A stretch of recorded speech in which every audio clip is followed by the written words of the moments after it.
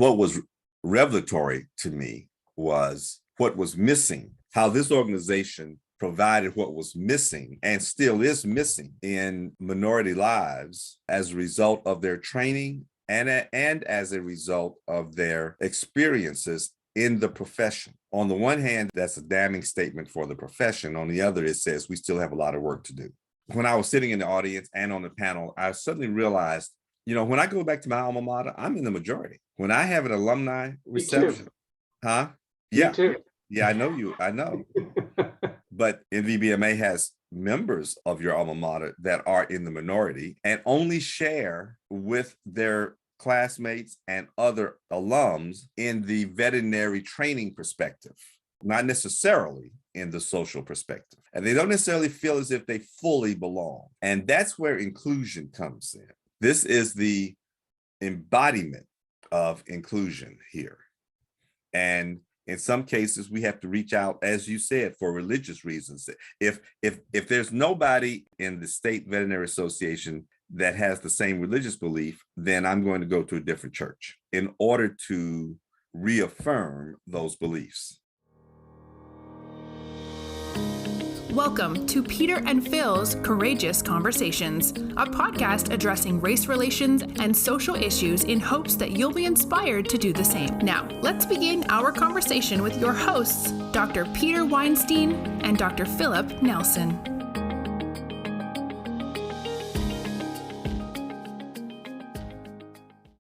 Hey, Phil. Good to see you again. It's been a couple of weeks. Last time we shared some time with our kids. Now we get to be alone again, which means we could say what we want.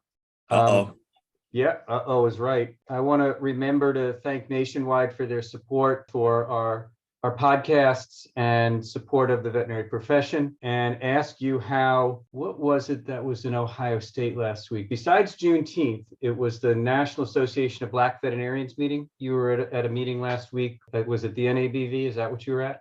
Yep, that was it. They invited all of the African-American deans that were either presently serving or have served, 5 of us, including one that is about to be announced, Dr. Carla Gartrell, former student of mine, who will take on the dean's position at Midwestern starting July 1st. Dr. Reed could not be there, but Dr. Blackwell, Dr. Perry, myself, and Dr. Gartrell were there. It was a great meeting. I developed a perspective that I don't think I had developed before. It's more from a historical perspective. I've been working in the area of what we now call DEI. I simply called equitable access and equitable participation. I was fighting for the entire spectrum of demographic. But I now realized that I had developed a myopia in that 98% of African-American veterinarians were being produced by Tuskegee. And being a Tuskegee alum, I think inherently I was fighting as much for the participation of Tuskegee alums, more specifically, as I was for open participation for anybody who becomes a veterinarian. But there was a sensitivity that I failed to understand and did not know when the National Association of Black Veterinarians was started. I wasn't quite sure of the full need for such an association. Probably because of hubris and probably because I thought Tuskegee was doing a pretty good job fighting for it. But what I didn't recognize is that as we became successful in changing the views and the actions of majority schools, more and more African Americans are graduating from majority schools. You and I keep going back and forth about how things haven't changed, and yet to see a room full of African American veterinarians, and by the way, it was a diverse attendance, but of the African American veterinarians that were there, which was the predominant demographic, Tuskegee graduates may have numbered in the minority. It may have been a slight minority, and I don't know the numbers, but my estimate was it was at least 50% from majority schools.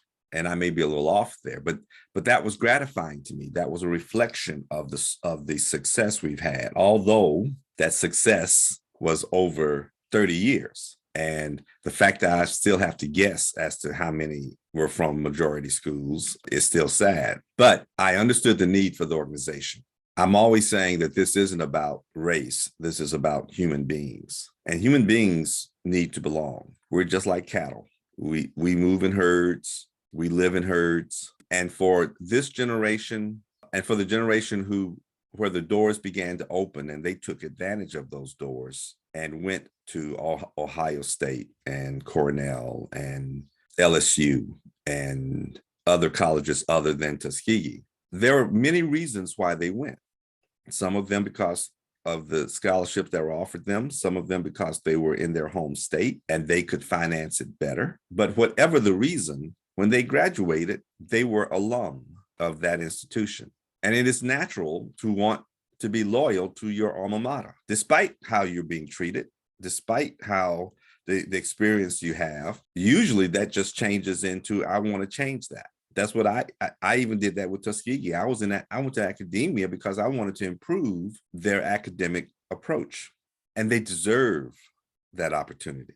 And so Tuskegee's fig leaf of being the universal adoptee of African-American veterinarians isn't good enough for that, because it gets complicated, because then they must show some loyalties to Tuskegee as opposed to recognition to the importance of Tuskegee in our racial heritage. And that was eye-awakening for me. I was also proud to see the impact of the work of my forefathers that fought for this. I think of Dr. Bowie, who was a former dean, who's deceased, and Dr. T.S. Williams, who is a former dean, and Dr. Foster, who was the founding dean of Tuskegee. I think all of them would have been satisfied with the accomplishments, not necessarily the rate of progress, but the accomplishments at this point, where we're beginning to stand on our own and fulfill our own needs in the spirit that they had to, but adapting to today's environment. And so for me, it was a very rewarding experience and an enlightening experience, one that will rejuvenate my intention to continue to work to further expand participation for all, for the entire spectrum of veterinarians.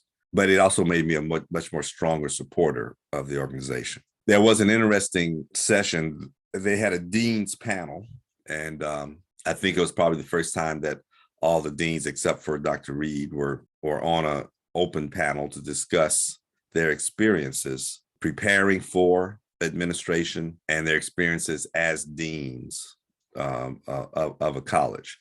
Well, you made a comment partway through about the need to belong, and herd animals, or like cows, I think you used. But I think it's reflected in all sorts of different things in our lives. So I went to Cornell undergrad. They didn't want me for vet school. Well, they may have wanted me, but they didn't let me know that. And so when I moved to Illinois and became an alum of the veterinary school at Illinois, I became much more endeared to the University of Illinois for its willingness to accept me into the veterinary curriculum and to allow me to graduate. Maybe I shouldn't say allow, but so from a support standpoint, I financially, as well as time and others, am much more supportive of my relationship and belonging to my alumni association from the University of Illinois, and much less engaged with that at Cornell. And we have other organizations that we become involved with as veterinarians, local, state, local, national associations, and other representative associations. But we also have a need to belong, and that's why we join a religious group, a church or a synagogue, and maybe even political reasons to belong, and all of these different things. And so I think your comment about needing to belong and then supporting those organizations and being pleased to see the outcomes of the work that was done in those organizations that you have been a part of is something that I think maybe we don't do enough of in terms of communicating that to our colleagues or our students, or even others. I think COVID for the last 2 years made it much more difficult to be in a group and feel like you belonged.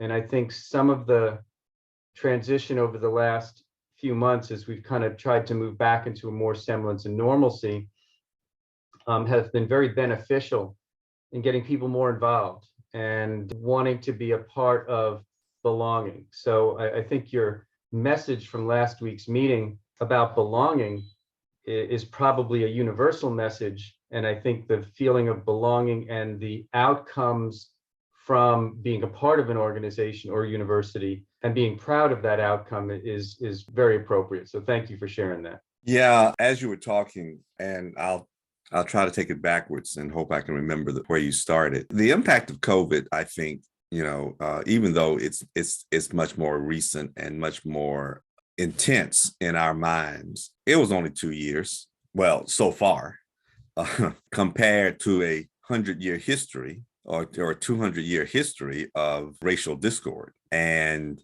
that's just a blip in its impact. I do agree that intense 2 years has shown us just how much herd animals we are in general. And it does underscore the universality of the need to belong. But on this particular topic, I think I tend to focus more on the universality of that need to belong, even in, as you said, areas that I don't necessarily think about. When we say we're herd animals, and that's a very crude comparison. They get together primarily for defense, and they don't necessarily sub-aggregate according to breed of cows or whether they like fescue versus some other grass. There don't appear to be any political divisions that we make that for. We make those choices about. Only human beings do that.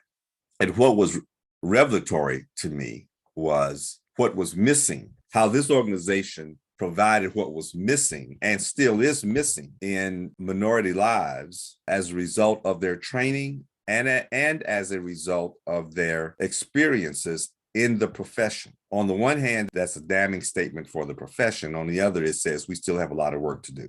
When I was sitting in the audience and on the panel, I suddenly realized, when I go back to my alma mater, I'm in the majority. When I have an alumni reception, huh? Yeah. Me too. Yeah, I know.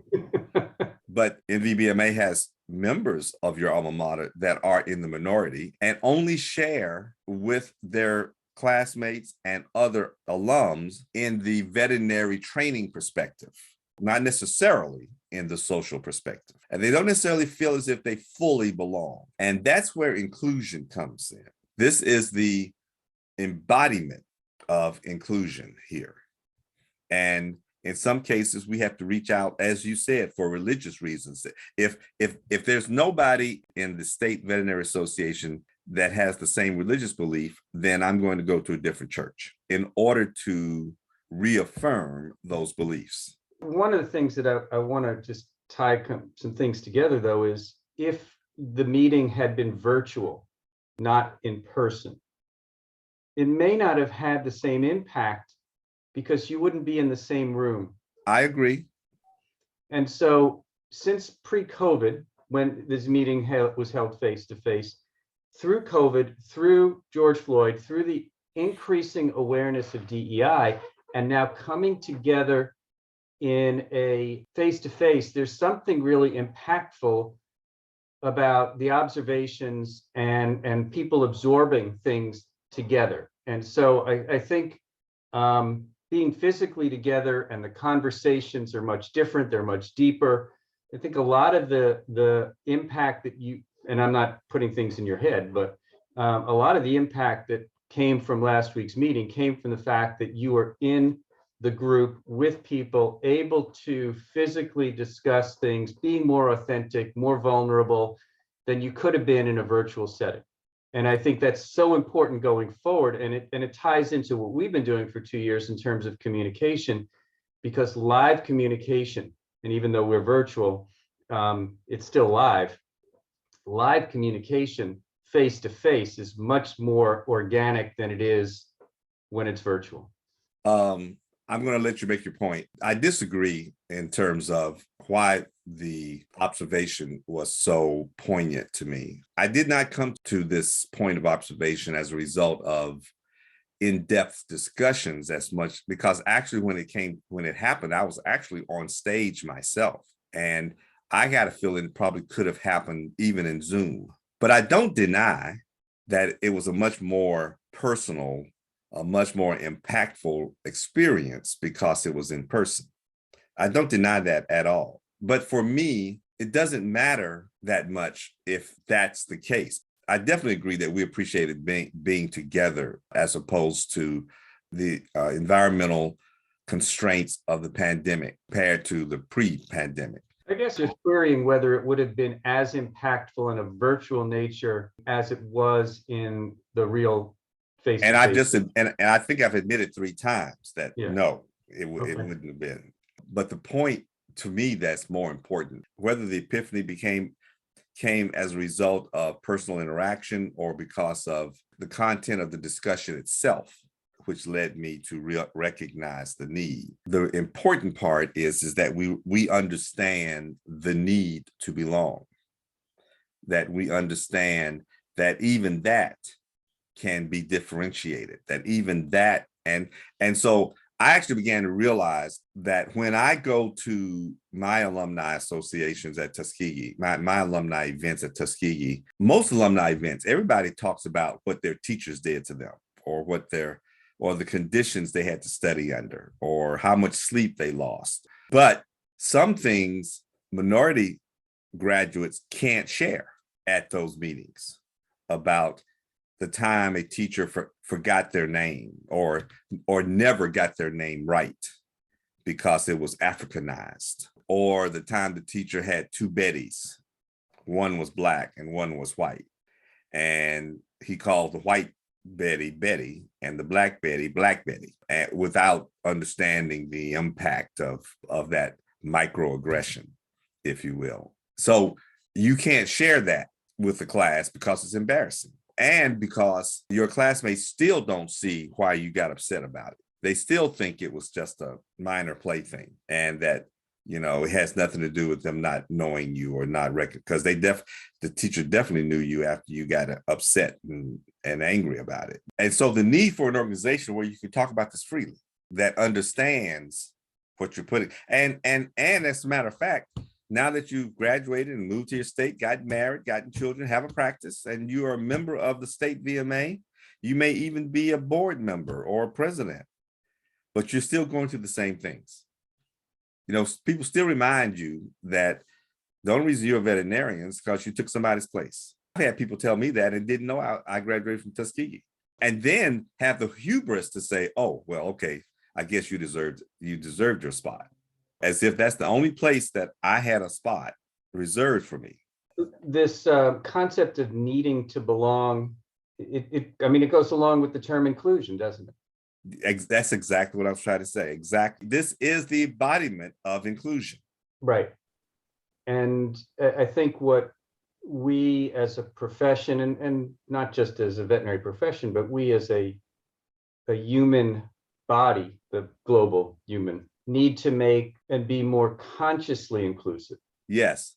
And at the same time, we need to have enough grace to realize that there may be a significant need that is addressed by an organization or a group of people that only talk about that particular need. Absolutely. Your discussion of the talk in your group is different than the discussion of the talk in my group. Yeah. Yeah. Although there is no organization on how to give a talk in either group. No, there really is. We probably need to find a YouTube video because there's probably one out there that somebody, but at the same time, inclusion also leads to curiosity, doesn't it? Yes. And I think that's a good thing. And I think those people that maybe are not inclusive lack that curiosity. Well, they definitely lack the opportunity to broaden their horizons. Right. So we really do need to be more consciously inclusive. Obviously, in the veterinary profession, I want to ask you about some numbers in just a minute, but more globally, there's some mutual responsibility to be inclusive and learn And I think that makes all the cows in the herd much more comfortable and much more like real cows, where they don't care if you're a Holstein or a Brown Swiss or a Guernsey.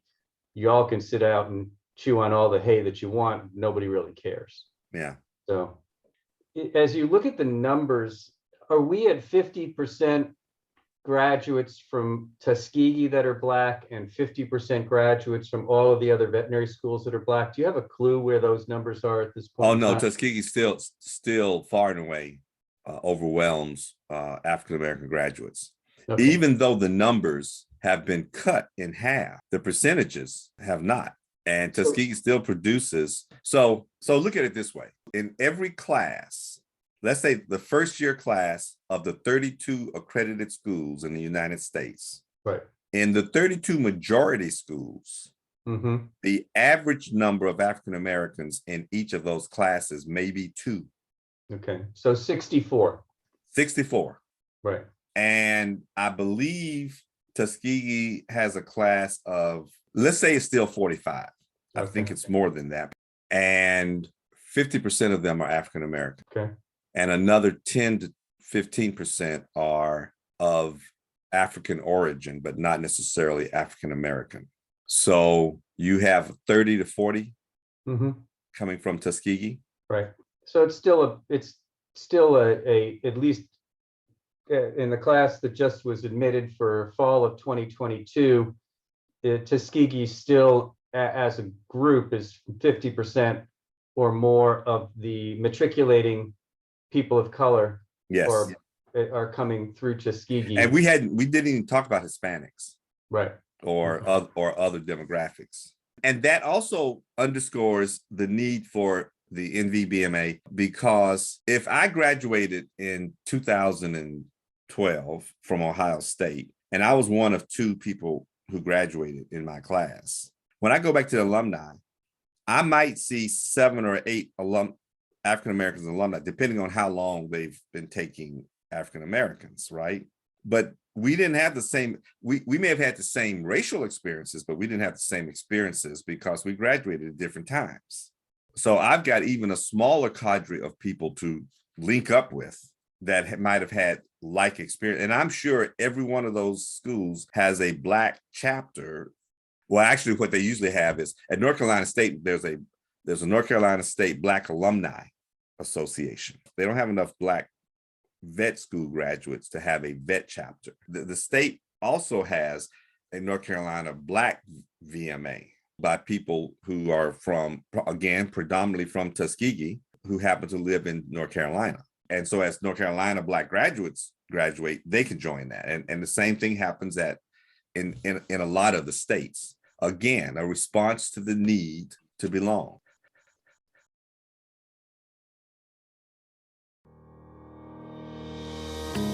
Thank you for joining us for another courageous conversation. Be sure to follow us and check back next week for more.